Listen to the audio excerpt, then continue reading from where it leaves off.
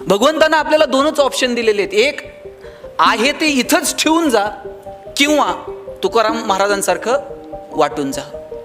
साधना आपण आपल्यासाठी निर्माण केली, त्याच्या किती अधीन जावं. साधनांवरती आपली पकड असावी, आपण ठरवावं किती वापरावीत, कुठे वापरावीत, कशासाठी वापरावीत. जेव्हा साधना आपल्यावरती अधीन व्हायला लागतात ना, त्यावेळेस जगण्यातली मजा संपून जाते. आज आपल्या सगळ्यांना वाटतं की आपल्याला सुख मिळावं, आपल्याला आनंद मिळावा, आपण समाधानानं जगावं. याच्यापेक्षा दुसरी काय अपेक्षा असते माणसाची.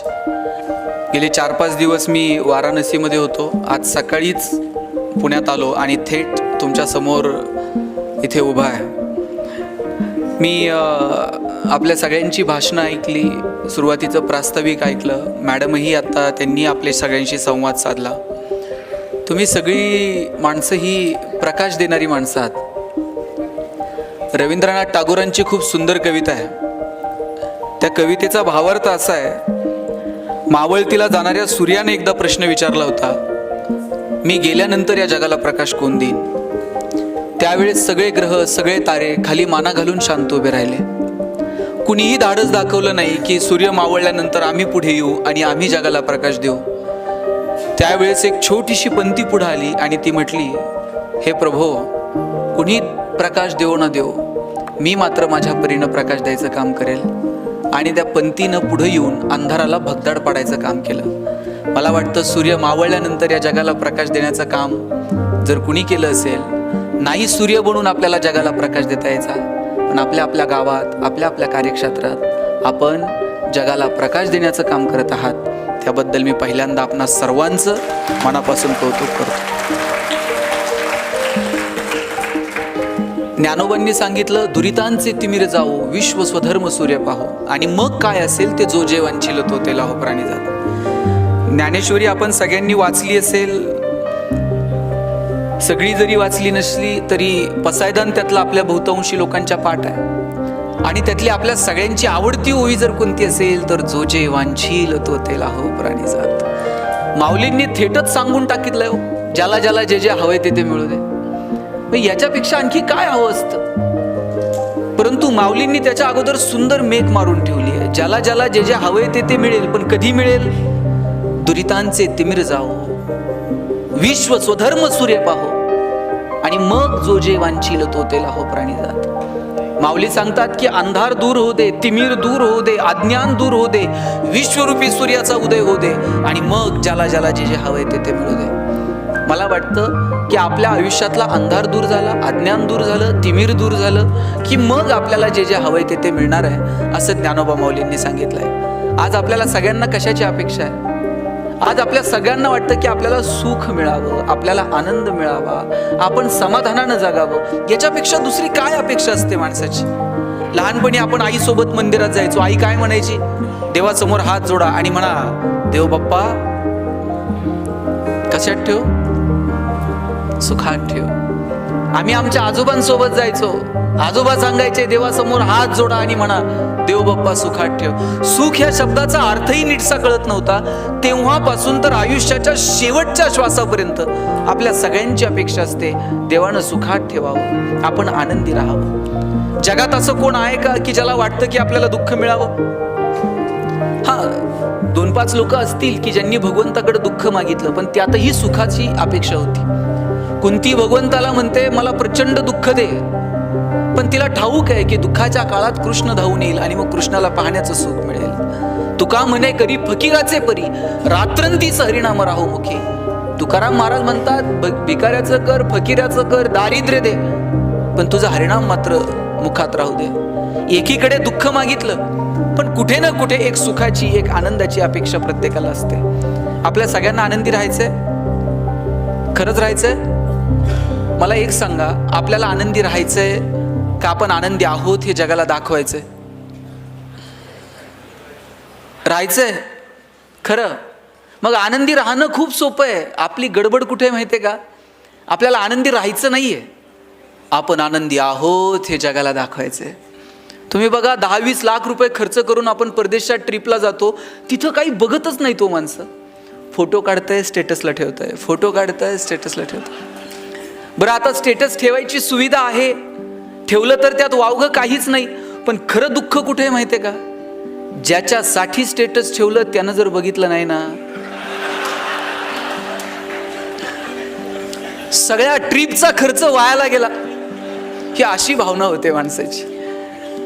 मग अडचण कुठे?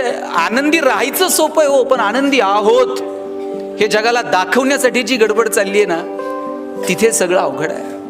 साधनं वाढत गेली पण आनंद किती होरपळत गेला. आपण थोडंसं शोधून बघूयात.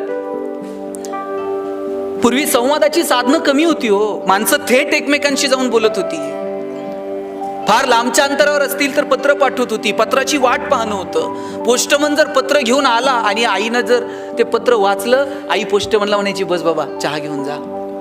संवादात मजा होती, संवादाची साधनं नव्हती. आता संवादाची साधनं अपार आहेत, पण संवाद कधी संपला हेच कळलं नाही. मोबाईल तुमच्या माझ्या हातात आलेलं किती सुंदर साधन आहे. विदिन अ सेकंद तुम्ही जगापर्यंत पोहोचता. पण त्याचा इतका अतिरेकी वापर सुरू झाला की त्याचे दुष्परिणाम आता पाहायला मिळाले. ज्यानं मोबाईलचा शोध लावला त्याचं परवाचं स्टेटमेंट आहे, पश्चाताप झाला मला हे गॅझेट तुमच्या सगळ्यांसमोर आणून. वय वर्ष 0 ते 11 वयोगटातल्या लाखो मुलांचे डोळे निकामी झालेत, एवढा त्यांचा स्क्रीन टाइम वाढलाय. मैदानावरती जाऊन खेळायला पोरं तयार नाहीत. घरातून पोरं मैदानावरती जातात आणि तिथे बसून मोबाईलवरती गेम खेळतात. 2-2, 2.5 वर्षाच्या पोरांच्या हातात तुम्ही मोबाईल देऊन टाकले आणि बाप असं कौतुकानं सांगते ना चौकात, मला कळत नाही ते त्याला कळतंय म्हणते मोबाईलमध्ये.